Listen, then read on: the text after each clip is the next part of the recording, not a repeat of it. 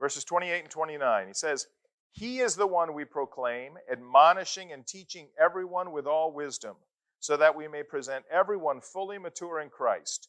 To this end, I strenuously contend with all the energy Christ so powerfully works in me. Now, in these verses, we get the sense of the spiritual battle that Paul is waging for the hearts and the minds of the Colossian church members. And he says here, we are preaching, we are warning and rebuking, we are teaching. Okay. So Paul says in these verses, he says, that's what we did. He says, he is the one we proclaim, admonishing and teaching everyone with all wisdom. And 3 times in verse 28, now the New International Version only translates it twice, but 3 times he says, this is for everyone. This is for everyone. He says, we are preaching, rebuking all men, teaching all men, in all wisdom, in order that we might present all men complete in Christ Jesus.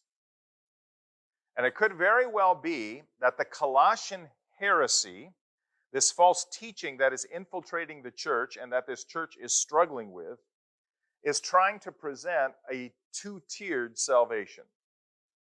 Okay?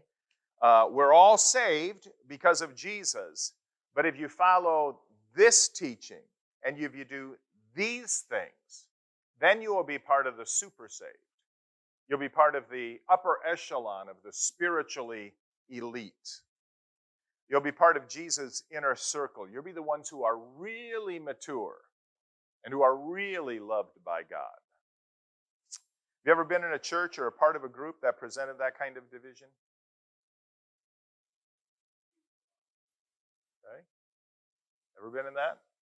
Where you get this sense that, okay, I might be in Christ, but I'm not accepted as being as good as that person or that person. Years ago, when the charismatic movement started coming into churches and came into some of our churches, there was that. There was that. Some of you are probably old enough to remember that.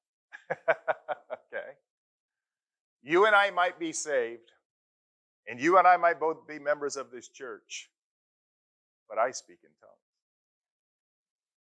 and you don't. And I pity you.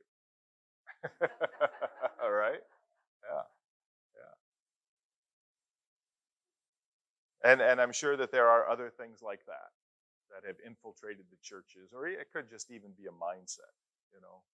But it seems that part of this is that this heresy that the Colossians are struggling with is that most of you are down here in Christ.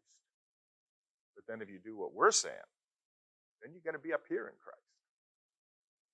Well, Paul says here then, verse 29, he says, to this end I strenuously contend with all the energy Christ so powerfully works in me. So Paul is saying here that he's in this spiritual battle. He's in spiritual warfare for the Colossian church, for the heart of the Colossian believers.